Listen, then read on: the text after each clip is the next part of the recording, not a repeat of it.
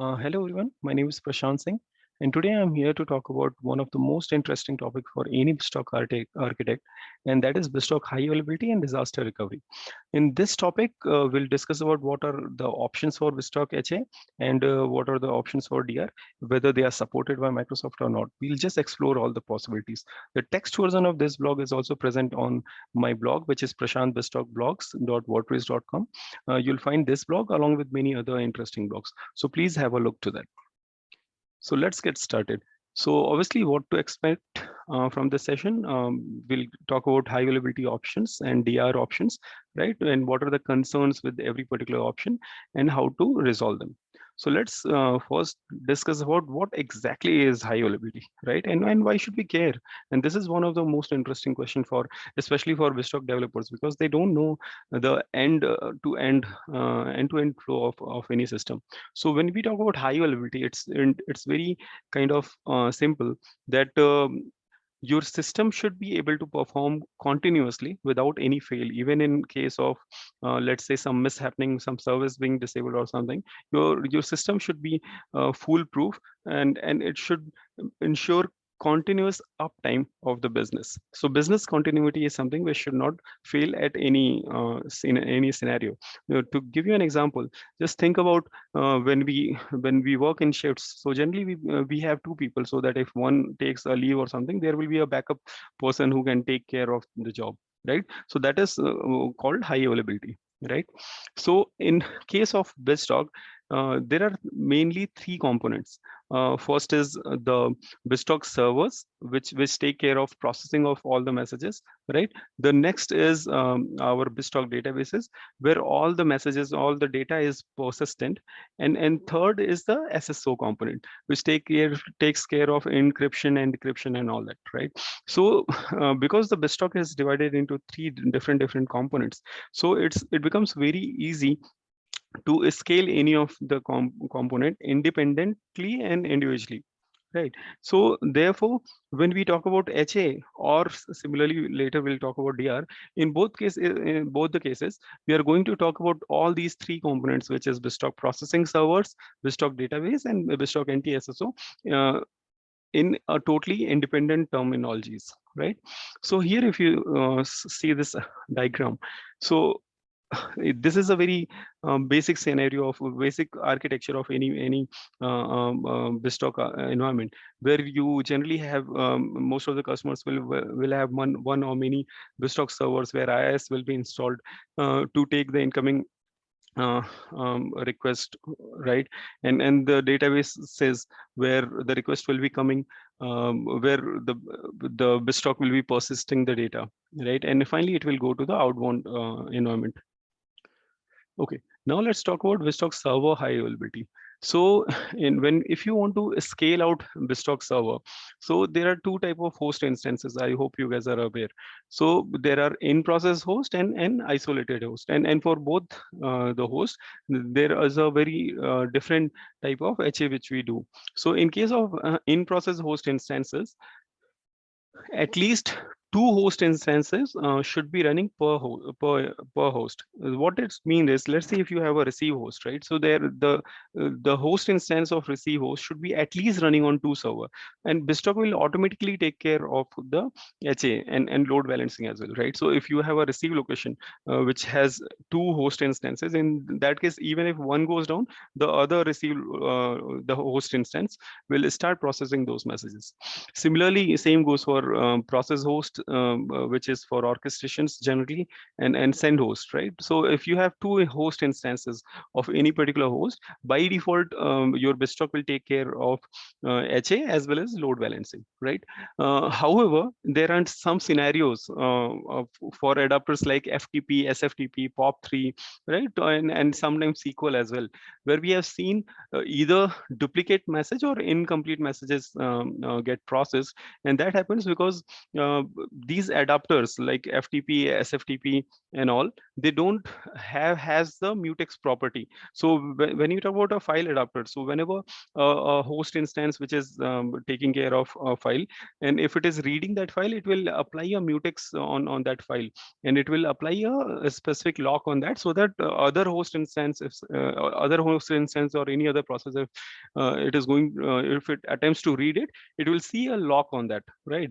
But these adapters, your FTP, SFTP, POP3, and many other adapters like that, they don't have that locking mechanism on the file, and therefore when another request comes, they are also eligible to read the file, delete the file, or perform operations on that.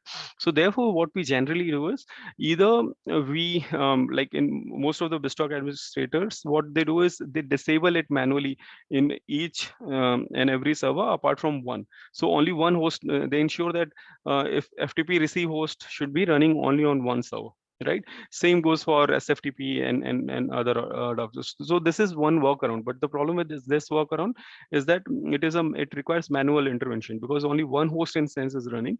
So in this case, if something goes wrong with that host, automatically it cannot start on other server. However, what I have seen administrators doing is writing a PowerShell script which will run all the time. It will check whether the host in that particular server is running or not, and then starting in another server. So that is a workaround, right? Apart from that, you can also go ahead with the host clustering. So there is an option available in BizTalk where you right click on the host and it will provide you an option to make it cluster. So if you are enabling that option, in that case, those host instances will be running in active passive mode. So only one host instance will run at a time.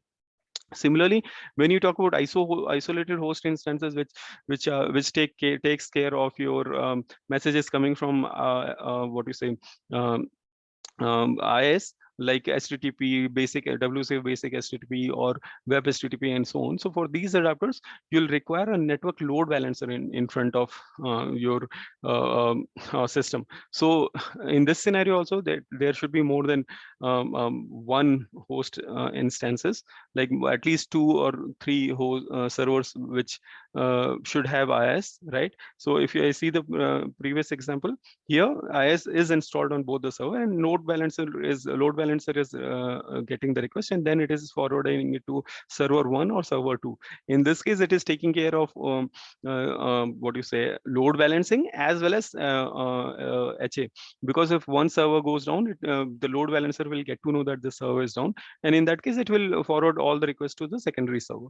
So this is how you will take care of isolated host instances also.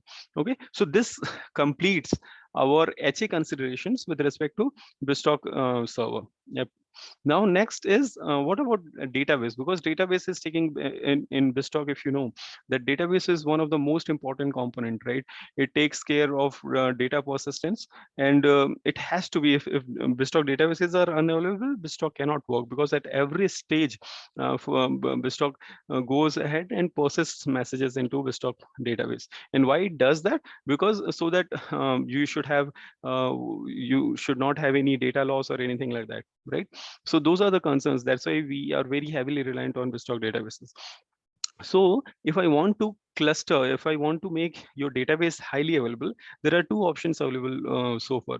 One is SQL Server active passive failover cluster. This is one traditional way which has been there I don't know, maybe from forever, right? And the new way of doing always on is HA is through SQL Server always on, and this is something which was introduced in BizTalk 2016, and after that only it is supported. Although SQL is providing this always on feature from SQL Server 2012, I believe, and however, BizTalk incorporated it only in 2016. Okay, so let's try to understand what is the difference between two. Okay, cool. So as I was talking about active passive failover cluster, right? So in this case, if you see this example, so we'll have two nodes of SQL Server, which will be running in active passive cluster. So you'll have SQL Server 1 and SQL Server 2, which will be running in active passive cluster. And there will be a failover cluster manager which will take care of redirecting the request. So BizTalk will contact your failover cluster manager, and then it will give every request to failover cluster manager first. This failover cluster manager will check which is the active node, and then it will redirect that particular request to the active node. Okay, so in this case, how the replication is maintained? So what they do is their LDF and MDF file. Every SQL database, you guys know, will have an LDF file and an MDF file, right? Which LDF file is where your transactional logs will be there, and MDF file is later, which is persisted in one file. Okay, so along with the metadata also. So that is the file which will have complete state of the database, right? So in traditional failover cluster manager, they'll maintain that LDF and MDF file in a shared location. So if this server is active, it will read the same files and make changes to the same file. However, if this goes down, the other server will start reading the same file and making changes to this. So if you see this architecture, if a request comes to your if a request comes to your failover cluster manager, it will go to this active node, and then this active node will make changes, process that data into the shared location in LDF and MDF files, right? And finally give a response back like this, right?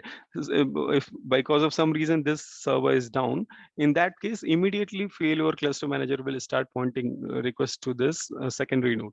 And in that case, this secondary node will start reading the same files and making the changes. It's like having two employees, but they are making all the entries into the same register. So let's say if a night shift guy made any changes, he will also make the changes in the same file. However, the morning shift guy, he will also have access to the same file, and he can also see that everything is all the changes were there, and then he can take care from the same point, right? So this is our traditional failover cluster manager.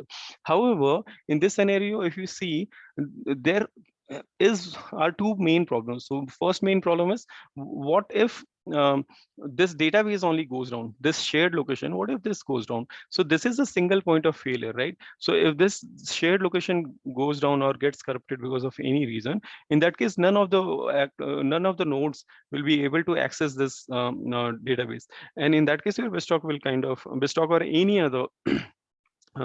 any other system for that matter, they will not be able to use this system. So in this traditional scenario, this is one of the biggest problem, that your data shared storage acts as a single point of failure.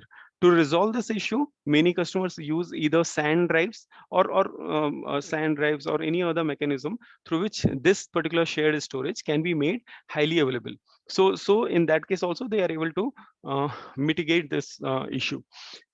There is one more problem in this approach, if you see, is that your secondary node is passive node. It is in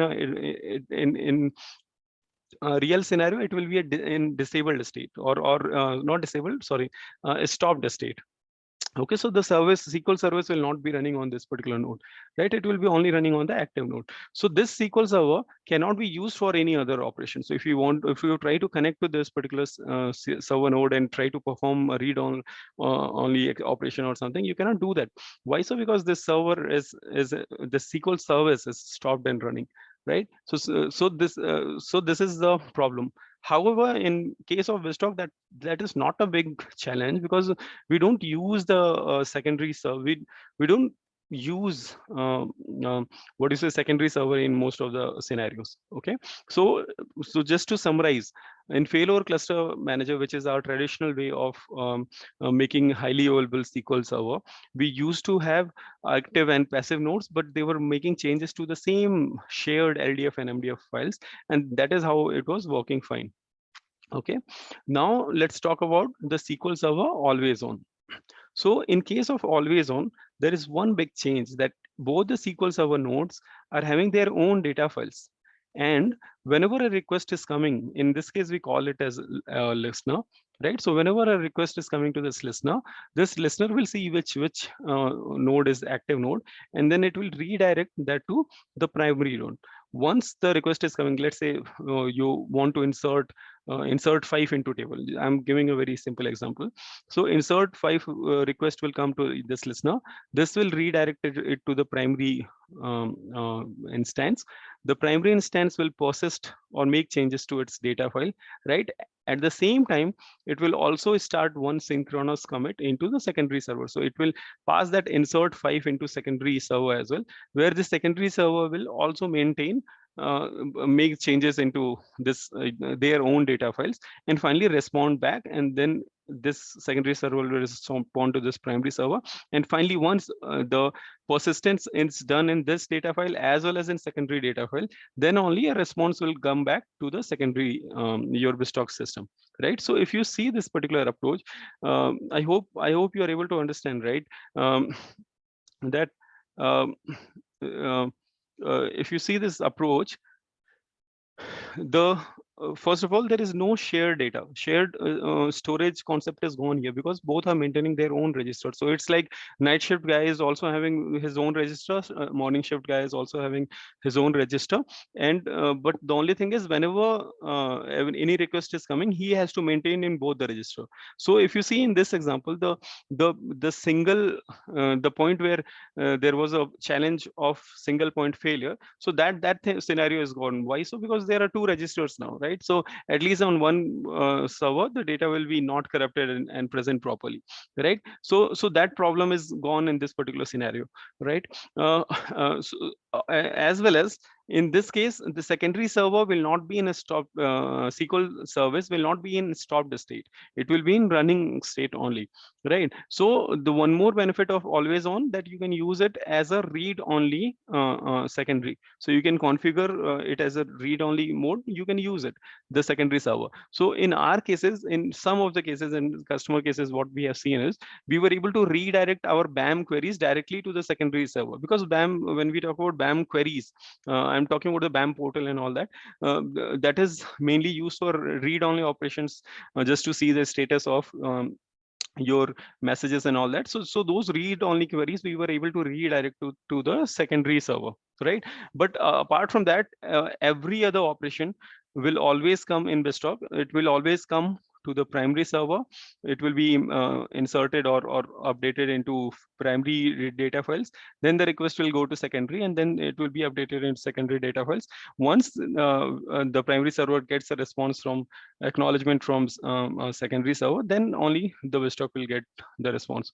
So if you talk about the pros in this case, obviously there are two main benefits: that there is no single point of failure, because the data files are individual and separate, right? And the other benefit is secondary can be used as a read-only scenario. However, there is one cons, and which is very, very obvious, right? If you see in this example, request is coming, and then only one insertion is required, and it can go back. However, the request has to come, it has to be persisted in primary, it has to be persisted in secondary, and then only BizTalk or any other application will get the response back, right? So there, if you see, there is an additional latency which could be introduced by this particular portion, where the data has to be persisted into the secondary server. There could be latency of this. However, nowadays, by improving, especially when you talk about Azure IaaS or even in on-prem, the latency is something which we are kind of ruling out, and we have seen that we are getting better systems without almost any latency at all. Okay, so I hope you guys are clear on what is the difference between always on as well as traditional, say, active passive cluster.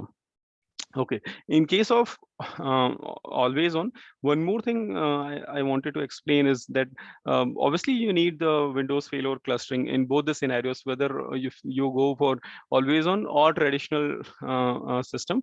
Both the scenarios, you should have a failover cluster manager in on Windows level, right? And under that, we call it availability groups, where you create your databases, you add your databases. So in case of BizTalk, generally what we do is we we add all your BizTalk databases into one availability group, and we let them fail over and fail back, to primary and secondary. Okay. One more thing which is important is that in BizTalk, um, uh, BizTalk only supports sync mode. It does not support async mode of data replication. So in this scenario, if you see, this is a synchronous commit where if data has to be persisted in primary, it has to be persisted in secondary also. However, in case of always on, it also provides you with a opportunity that you can make it async commit, and in that case it can be used for dr sort of operation. And that is why when always on was introduced in SQL Server, it was also called HADR, because it was solving both the needs. However, in BizTalk it doesn't solve that need, because we do not support the asynchronous commit, and therefore we should not use, in fact, if the latency is very less, in that case we can definitely go ahead and put the secondary servers on dr site as well, right? In that case, it will be solving your problems for what do you say, HA and DR both in that case. Okay. Second thing, you can have up to 8 read-only secondaries, but truly speaking, I have not seen this in any customer, because we don't use read-only secondaries so much, right? So in my experience, I have only seen 1 to 2 or maximum 3 SQL servers where one is primary and other 2 are secondaries. Okay, now the last piece, as we talked about, is SSO server, right? So as SSO server, as we all know, what it does is it takes care of encryption of the secret information on BizTalk. So let's say if you have your port informations where WCF adapters are there. So in most of the cases, they will have username password. So that will be encrypted and stored into your SSO database, right? So and that is happening through your as anti-SSO service, which is running on all the servers. So when you talk about high availability, it is divided into two parts. First is the SSO key. So if you guys remember, whenever we configure BizTalk, so that time there will be one file which will be created, and that is called SSO backup file. So we give the password and all that, right? So that file has to be backed up very, very properly, because in case of whenever you want to let's say restore your databases or anything, in that case that SSO encryption file is a must without a doubt. So therefore, and we have seen scenarios where customers are don't have access to the those files, and we cannot do anything to restore those that data. Why? So because the data is encrypted with that particular key, and if you don't have that key, it's kind of impossible to decrypt it back, right? So therefore what we suggest is either you back up that key in your TFS or DevOps or Git or wherever you want. Some people simply email it to all the what do you say, somebody who is responsible, although that is not a good way, but definitely TFS or DevOps repo or Git repo are one of the most preferable ways of storing that backup file and its password. Okay. Next is the SSO service. So in case of SSO, there is a sub service which is called master secret server, and what this service will do, it will cache the secret key, or it will go ahead and cache the secret key on all the BizTalk running servers. So that is the importance of this particular server, right? So what we do is you will have to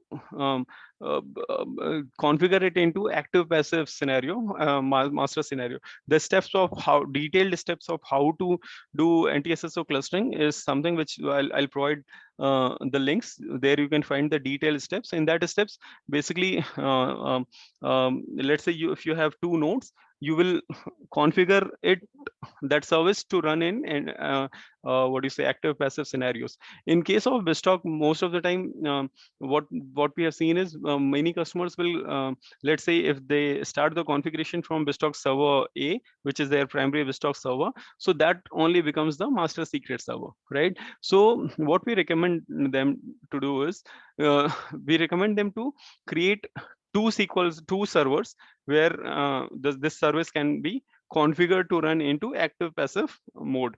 Okay, so one suggestion which we Microsoft provide is that this master secret service is a very lightweight service, and as it is just doing a caching operation, right? So we have anyways configured your cluster for a SQL server. You'll go ahead and configure either in traditional scenario or in always on. In both cases, you'll be definitely configuring your SQL Server clustering, right? So why not use the same clustered SQL Server and configure your NTSSO on that as well? So this is one of the most preferable solution where we recommend people to configure NTSSO on their SQL Server existing cluster.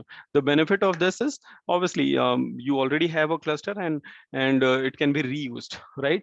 However, you can definitely go ahead and like in one of my experience, one of my customer, he told that they don't want to have any additional services on the SQL Server, and therefore they were ready to spawn two new servers uh, and configure NTSSO master secret on that. So but that is very rare. Okay, so if you talk about an overall architecture, what will be the overall architecture, right? So you'll have two BizTalk servers which will both have IaaS for isolated host instances. You will have a load balancer which is redirecting requests to both the servers, so this is for isolated. And for other in-process host instances, because both the servers are running and they have joined to the same group, right? In that case, by default, BizTalk will take care if a host instance is configured with two host instances. Host is configured with two host instances. In that case, automatically it will take care of the failover and failback. Okay, talking about the SQL, this is in this diagram we are talking about clustered SQL where it is running in active passive mode.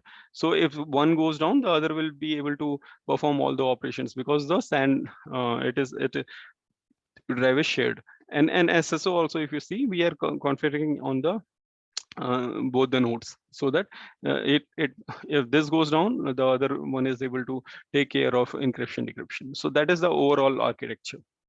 Okay, so this is how we configure the SQL Server always on, sorry, a highly available BizTalk environment, and this is one of the supported scenarios which Microsoft recommends. Okay, so now coming on to the custom and what do you say, HA option, which we have recommended to many customers where they don't care about the data loss. So when I say about data loss, let's say you are a banking customer, okay, and whatever requests came to your BizTalk server, if they are not being processed within a minute or two, you don't care about those messages, because anyways the customer will retry, and you don't have to take care of the processing and all. So if you have an atomic sort of scenario where you don't have to process the same messages into if they are suspended or something, you don't have to take care of that. You simply go ahead and terminate them. You try to understand the reason and resolve it. But what I'm trying to say is, if a message is suspended and if a response is not sent back within a configured amount of time, then you don't need that messages, and it can be retried from the source end. If you also have a scenario like this, then what you can do, you can create two BizTalk environments. Like in this diagram, we are talking about prod 1 and prod 2 sort of setup, right? Where you create two different BizTalk groups, okay, and they are both independent to each other. So what it means is, let's say if we talk about isolated host instances, so again there will be a load balancer which will be redirecting your request either to prod 1 or to prod 2, right? And in that, if you see this scenario, all your BizTalk servers will be able to process it, the message. Okay, here you have a totally different SQL servers. These are totally two different groups. It's like two different environments, prod and UAT or something like that. But you are logically using them to process the same messages. So let's say if a receive location is configured here to pick messages from this particular folder, here also it can be able to process it, and whosoever picks the file, they will process it, right? So this is one of a custom design where you can use it as a prod 1 2 environments, prod 1 and prod 2 sort of setup. And we have seen it with mostly the banking customers or many other customers where and they require atomic sort of business transaction where messages doesn't need to be resumed and processed. Okay, so because there are many benefits of this particular approach. Why so? So let's talk about benefits first. In this case, obviously there is increased load capacity, load balancing and all that, because if you see here, two additional servers are there and two additional SQL servers are there. So because the resources are increasing, definitely the processing capability will also increase. Next, and the most important scenario is zero downtime. Okay, so let's say you want to install your new version of your code. Okay, and what you can do in a phased manner. So you can install into first prod one server and see whether everything is working fine or not. It does not has any breaking changes and all. So in that case, you let it run in prod one environment for 1 day or 2 day, and then if everything goes well, then the same changes can be applied into prod 2 server as well. So because in this case, you can be very sure that everything is all right, and your changes will not break, right? Similarly, let's say because of some reason there is some network related issue or database connectivity related issues on prod 1. In that case, your prod 2 can anyways act as a parallel environment and process all the other load, right? Similarly, if you want to do patching, you can imply on prod 1 server, and then later it can be done applied on second server as well, right? So you always have a secondary environment which can take care of processing your requests and all that. So this is one of the biggest advantage for many customer, especially banks, right? They cannot afford to have a downtime, and therefore they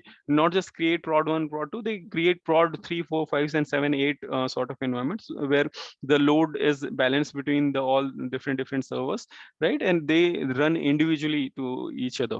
It's more like a containerized sort of example. Although definitely BizTalk is not available in containers. The last thing is high risk tolerance, right? Obviously, so as I said, you reduce your risk by applying changes to one server, and so that you can safeguard your other servers like prod 2 and so on, right? So those are the benefits. What are the limitations of this particular approach? The first limitation obviously is you require additional resources. So if this 4 BizTalk servers are configured to point only on one SQL server, in that case also these SQL servers are something which is additional, right? So in many customers, you might have seen that they'll have 4 BizTalk servers, BizTalk application servers, which are all connected to the only one SQL server. So in that case, load balancing is definitely happening on the BizTalk level, but SQL is one bottleneck where you can have performance issues or network issues and so on, right? So therefore, we recommended to have two different groups altogether. So additionally, you require two additional SQL servers. That's it. Next issue is that both the environments are acting individually, and because they don't share the database, therefore the messages persisted in one database cannot be resumed another. So that is the one big problem. So if one server goes down completely, you lose that messages, right? So that is the risk of this particular design. Okay, now in many cases, what we recommend some customer that anyways they have to create the secondary prod 2, prod 1, prod 2 site, right? So why don't we create that site into cloud, and that will act as a hybrid sort of environment, and this design will provide them HA as well as DR, because what you can do, you can create your secondary site into a different what do you say, region altogether, right? Because these are Azure ISVMs, they can be configured in any other region. So many customers, what they do, they create prod 1 in their own environment or their on-prem environment. However, they create prod 2 into Azure some other region, and in that way it will be able to provide you HA as well as DR because of the other region, right? And in this scenario, if you see, obviously, if you are configured using express route, that will provide better connectivity between on-prem and ISVMs means Azure resources, right? So what are the benefits of this? Definitely, it provides HA and DR both. Second is you once you move to ISVMs, you start getting the IS related benefits. There are many benefits of just moving from your data center to IS. For better costing, for more scalability and all that, right? Uh, okay. Now, what are the challenges? Obviously, the same challenges which was it is a new group and all that. So those challenges still remain the same. Now let's come to the what is disaster recovery and why should we care? So when we talk about disaster recovery, first of all, if again it is again a plan for your a business continuity only, but in this scenario we are talking about a broader term, like if something goes wrong with that complete region itself, right? Maybe earthquakes or a power shortage or something else. In that case, what will be your plan? How soon can you recover the data as well as your process into your business, right? So let's say you have configured your prod servers are running from one data center in Mysore. In that case, if Mysore something happens to the Mysore, how are you going to get that data, as well as how soon are you going to get the complete processing back, right? So that is DR. So how it is different from HA? In case of HA, we talk about within the same region. When we configure prod 1 or prod 2 servers, those both are within the same data centers. It's like configuring two VMs, which will be running into an active passive mode, but both the VMs are present in the same data center. However, when we talk about disaster recovery, we are talking about two VMs in totally different two regions, which are kind of separated by a good amount of distance, so that if something happens, a flood comes in Chennai, at least your let's say Jaipur data centers will be safe, something like that. Okay. So when we talk about how to do the DR, right, and this is the MS supported way of doing the DR. In this also there are three components, as one is application servers and the BizTalk databases and the SSO part. And in all three servers, we will discuss about how to create a DR. Okay. So let me explain that with a diagram. So let's say, just 1 second, I'll get a pen. Okay. So, and apologies for my writing. This is your DR site, and this is, let's say, your DC site. Okay. So here what you have done is you have, let's say, this is your BizTalk server. Okay. And this is your SQL databases, where data is getting persisted and all the transactions are happening here. So if you want to configure it into a DR scenario, what will we do? We'll create BizTalk server into the DR site, and here also we'll create a SQL server. Okay, so let's first talk about the BizTalk. How will you take care of DR on the BizTalk side? Okay, so in that case, what we do, we configure this second DR BizTalk also to point to the primary DC site only. In that case, you are joining it as an existing server. So like in previous scenario, when you configure two BizTalk servers, they join the same group, right? Similarly, here also you join the same group and you point to the same SQL server. So the benefit of this is you are part of the same data. So in that case, BizTalk, it will identify you as a BizTalk server, which is part of the same group, and therefore whatever data is getting encrypted or decrypted, it will be, you also, the other server will also be able to read it and process it, right? So when you join an existing group, it's just like having two BizTalk servers configured to same SQL server, right? So I hope this is clear. In this scenario, a host instance which is configured, let's say receive host is configured here, we can create one more receive host to run into this particular secondary DR site, and that will take care of, so if you enable this particular host instance also, it will take care of all the processing. However, because the latency between the DR site and DC site could be more, therefore many customers don't prefer it. and many scenarios, your DR host instances will mostly be into a stopped state or disabled state. Okay, so when we talk about BizTalk DR, so what you do is you join an existing server from the DR site. Okay, now let's talk about the database. How are you going to, because the data is the most important thing, right? How are you going to replicate the data on the DR site? Okay, so to do that, what we do is in on the primary side, we configure BizTalk backup job.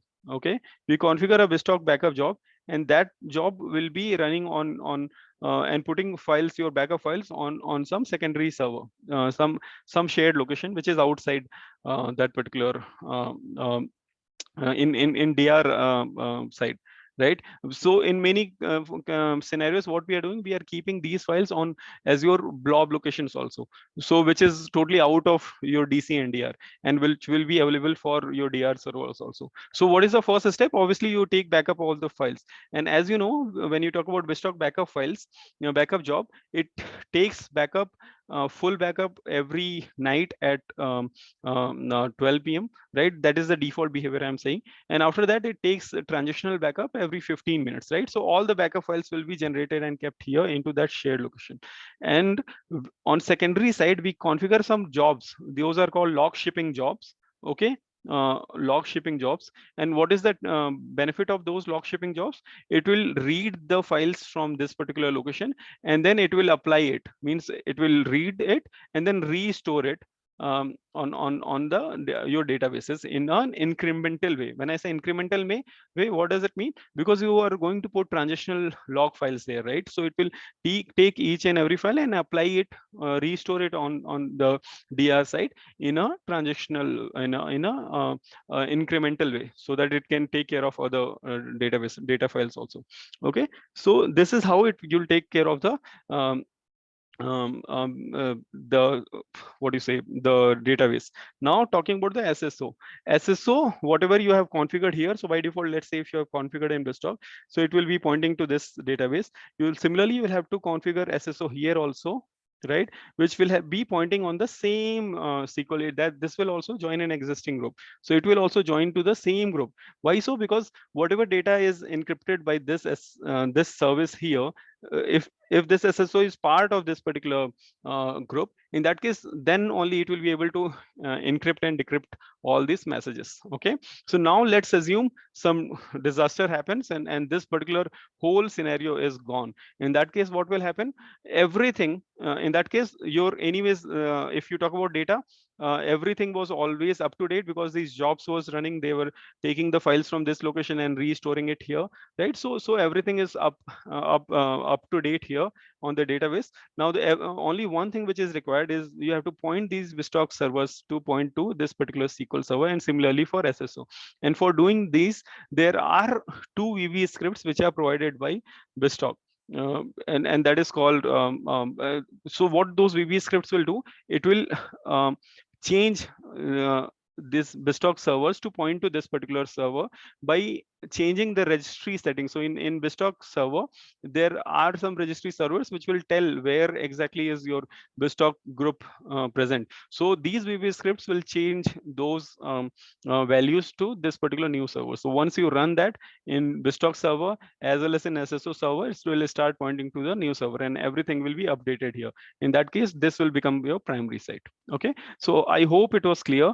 Let's discuss that only with another diagram here. So if you see here, this is the DC site, and this is the DR site, right? And in this example, by default, when you configure it and starting, both the servers here in primary site are pointing to this group. Similarly, these two BizTalk servers are also pointing to the same server, right? Similarly, SSO is configured to join an existing group here.